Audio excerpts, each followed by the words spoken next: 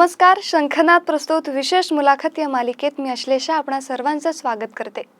आज आपल्या सोबत आहेत एक असे तरुण उद्योजक ज्यांनी केवळ व्यवसाय म्हणून नव्हे तर समाज सुरक्षा हे ध्येय समोर ठेवून अग्निशमन क्षेत्रात पाऊल ठेवले.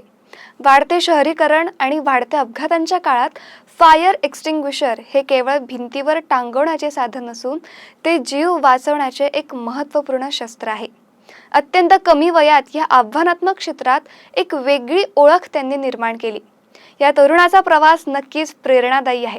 चला तर मग जाणून घेऊया व्यवसायाची नेमकी संकल्पना, या क्षेत्रातील संधी आणि समाजाला सुरक्षित ठेवण्यासाठी त्यांनी घेतलेला हा वसा. चला तर स्वागत करूयात यंग एंटरप्रेन्युअर प्रथमेश चाकरदेव यांचं. नमस्कार सर. नमस्कार. स्वागत आहे तुमचं शंखनाद प्रस्तुत विशेष मुलाखत या मालिकेत. सर, आजचा आपला विषयच आहे फायर एक्सटिंग्विशर. यंग एंटरप्रेन्युअर आहात तुम्ही, तर आम्हाला सगळ्यात पहिले तुमच्या कामाबद्दल जाणून घ्यायला फार आवडेल. थँक्यू एक तर मला बोलवण्यासाठी. मी प्रथमेश चक्रदेव. माझ्या कंपनीचं नाव VSP ॲक्वामिस्ट फायर प्रायव्हेट लिमिटेड. आम्ही high performance industrial fire extinguishers बनवतो. मोठ्या ट्रान्सफॉर्मर फायर्स, ऑइल फायर्स किंवा त्याच्यासाठी पोर्टेबल सोल्युशन्स, पण म्हणजे हाय कॅपॅसिटीचे. असं आमचं MIDC इंगण्याला फॅक्टरी आहे. अच्छा सर, हा व्यवसाय सुरू करण्यामागे नेमकी तुमची प्रेरणा काय होती?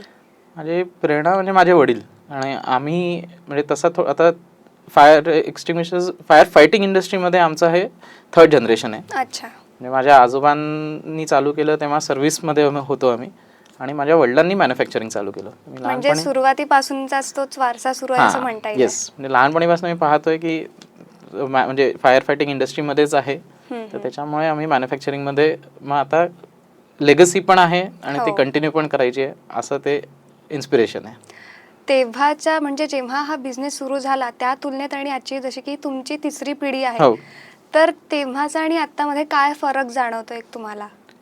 म्हणजे काम करण्याची पद्धत असेल किंवा टेक्नॉलॉजी असेल, सगळंच की आता म्हणजे आधी थोडंसं म्हणजे पर्सनल टचवरती बरंच तुमचे बिझनेस व्हायचा, आणि त्याच्यामुळे आणि आता कसं आहे की टेक्नॉलॉजी खूप वाढली आहे, कॉम्पिटिशन खूप वाढली आहे. म्हणजे भली मार्केट साईज पण तेवढाच वाढला आहे, पण म्हणजे आता थोडे तेव्हाचे चॅलेंजेस वेगळे होते, आताचे चॅलेंजेस वेगळे आहेत. पण म्हणजे it is a very big and upcoming field आणि खूप स्कोप आहे त्याच्यात. नक्कीच. तुम्ही जेव्हा हा बिझनेस हाती घेतला तेव्हा काय चॅलेंजेस तुम्हाला फेस करावे लागले? मी तसं म्हटलं तर आम्ही लकी आहोत की म्हणजे आम्हाला एक बेस मिळाला आहे वडिलांमुळे.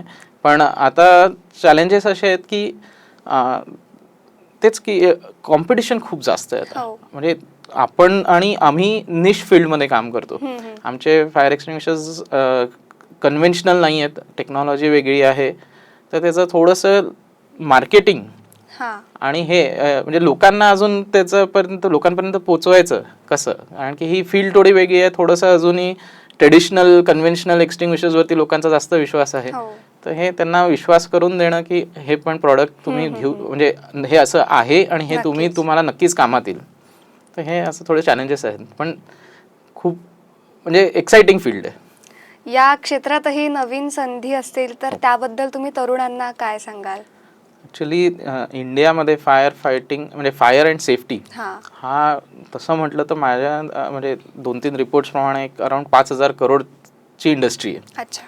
आणि ह्याच्यात सिस्टीम्स म्हणजे जसं हायड्रंट आले, त्याच्यात पण डिटेक्शन पण आलं, त्याच्यानंतर त्याच्यात अजून आत जायचं म्हणजे ॲक्टिव्ह आणि पॅसिव्ह फायर, म्हणजे एक तर आग लागलीच नाही पाहिजे किंवा आग लागली तर विझवायची कशी, असं सिस्टीम्स पण खूप आहेत, पोर्टेबल सोल्युशन्स पण खूप आहेत. आता तर रोबोटिक आणि हे पण खूप आले आहेत. त्याच्यामुळे एक तर वास्ट फील्ड आहे, खूप ऑपॉर्च्युनिटीज आहेत.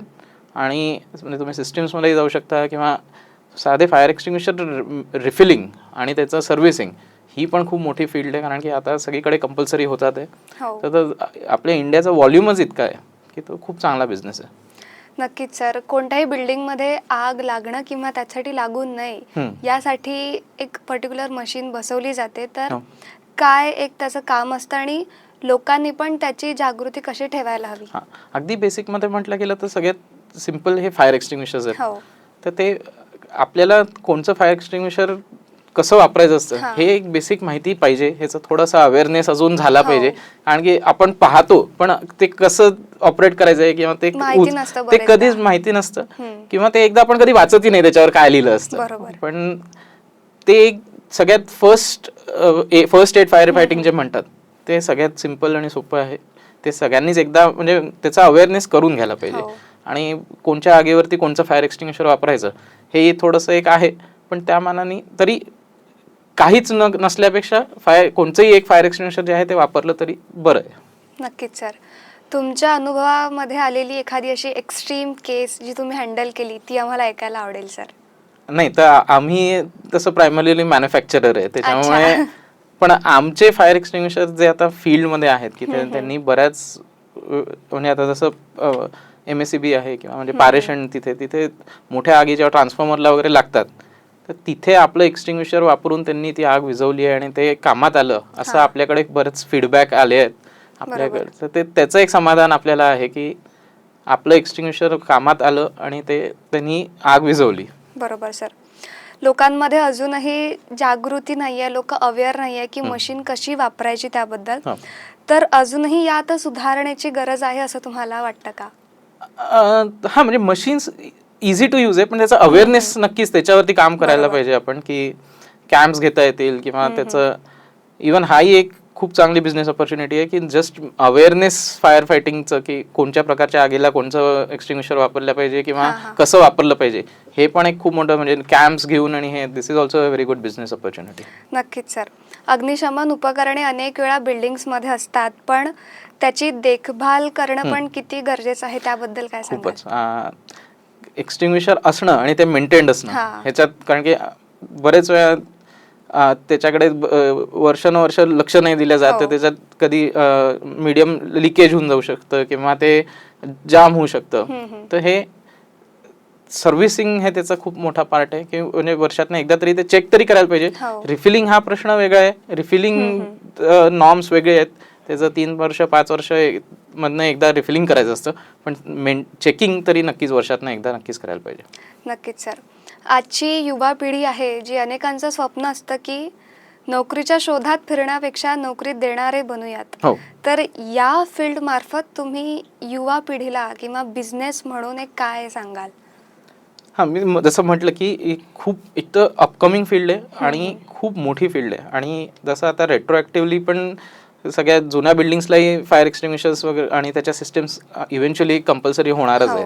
तर ते स्कोप खूप आहे तुम्हाला ह्याच्यात म्हणजे हायड्रंट सिस्टम्स आहे, रायझर्स आहे, म्हणजे बिल्डिंगला जे लागतं ते नवीन फॅक्टरीज येतात त्यांनाही फायर फायटिंग सिस्टम्स कंपल्सरीच आहेत.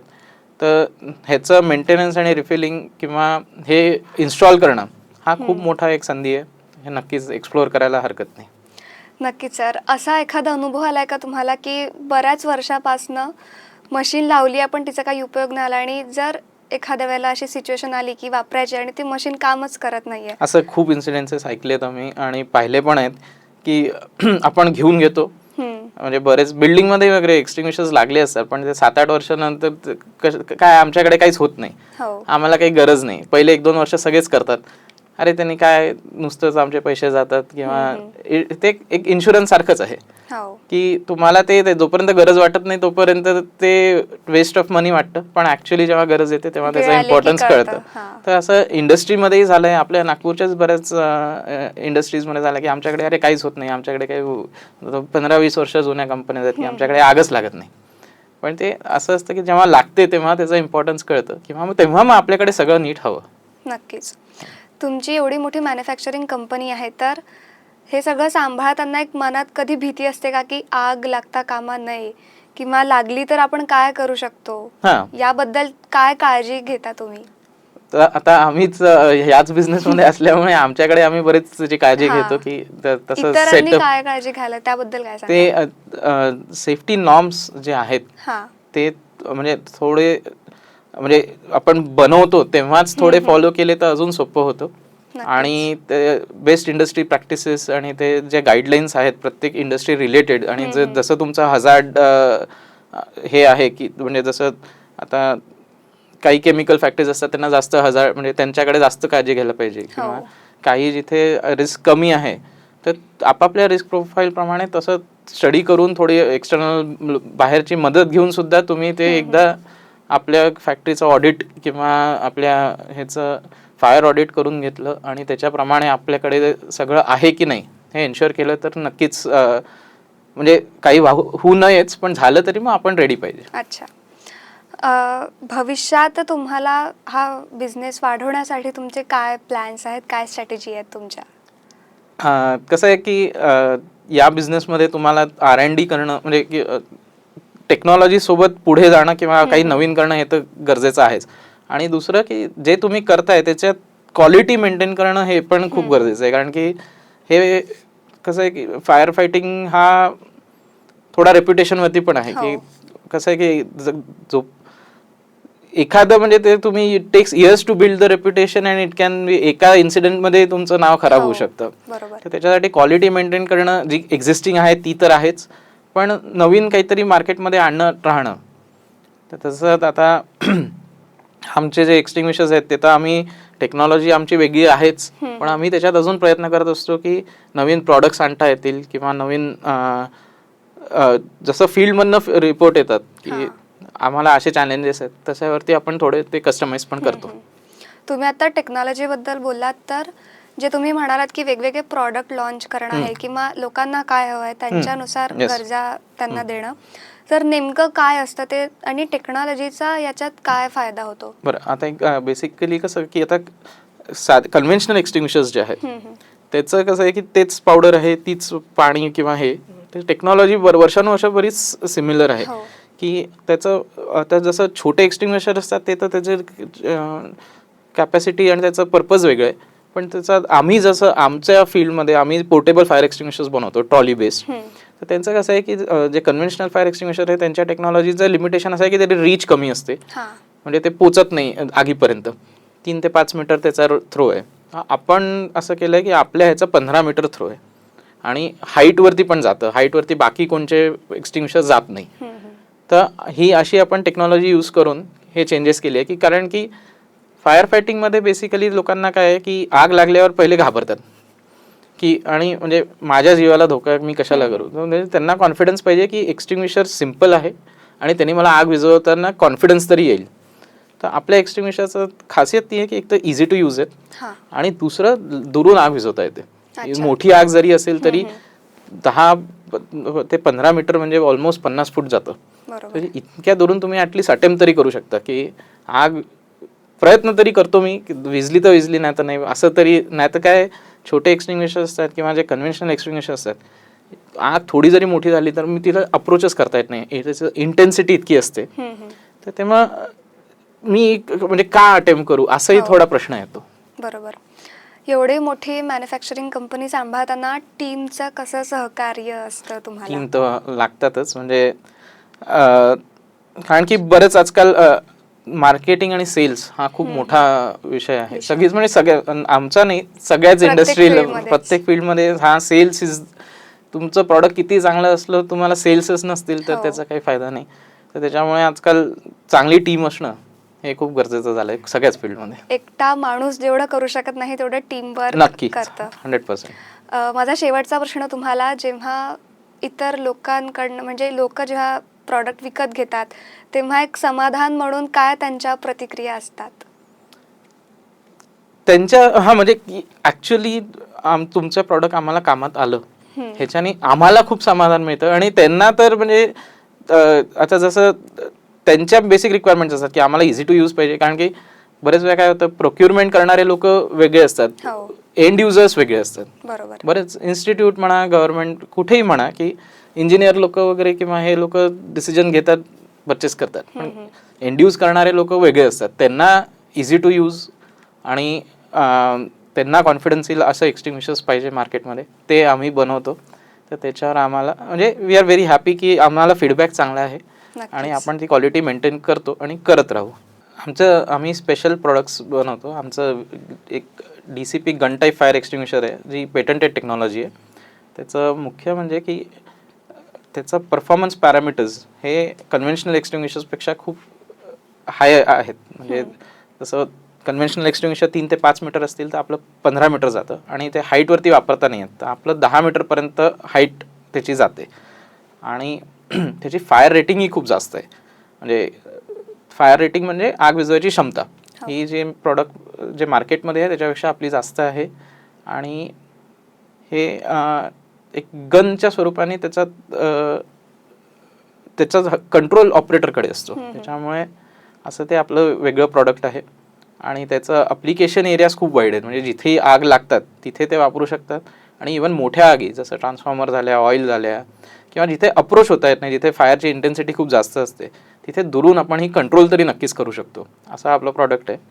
आणि पुढे आपण कॉम्बिनेशनमध्ये फायर एक्सटिंग्विशर कसं एकाच ह्याच्या प्रकारचे असतात की पावडर म्हटलं तर पावडर, CO2 म्हटलं तर CO2. तर आता आपला प्रयत्न असा आहे की आपण 2 मीडियमचं कॉम्बिनेशन करून फायर एक्सटिंग्विशर बनवू की जसं फील्डमध्ये आग लागते तेव्हा फक्त हेच नाही जळत, असं जळताना वेगवेगळे प्रकारचे मटेरियल्स जळतात, तर ते 3 डायमेन्शनल फायर म्हणतात. तर त्याच्यासाठी आपण सोल्युशन्स आता R&D चालू आहे आपलं. धन्यवाद सर. खूप वेगळा विषय होता, सहसा हा विषय चर्चेमध्ये येत नाही. आणि हा असा विषय आहे की अनेकदा बिल्डिंगमध्ये असतं पण ते वापरायचं कसं हे पण अनेकांना माहिती नसतं. त्यामुळे आजच्या या मुलाखतीच्या मार्फत अनेकांपर्यंत ही माहिती पोहोचेल आणि काय नेमकी प्रोसेस असते, कोणती टेक्नॉलॉजी असते हे देखील कळेल. या इंटरव्ह्यूच्या माध्यमातून युवा पिढीला देखील खूप महत्त्वाचा संदेश दिला गेला आहे की वेगवेगळ्या संधीमध्ये तुम्ही तुमचा बिझनेसची आवड निर्माण करू शकता आणि नक्कीच एक उत्तम बिझनेस सुरू करू शकता. तुमचा मनापासून आभार सर. तुम्ही शंखनाद प्रस्तुत विशेष मुलाखतमध्ये आलात आणि तुमचा मोलाचा वेळ आम्हाला दिलात. खूप खूप धन्यवाद. थँक्यू.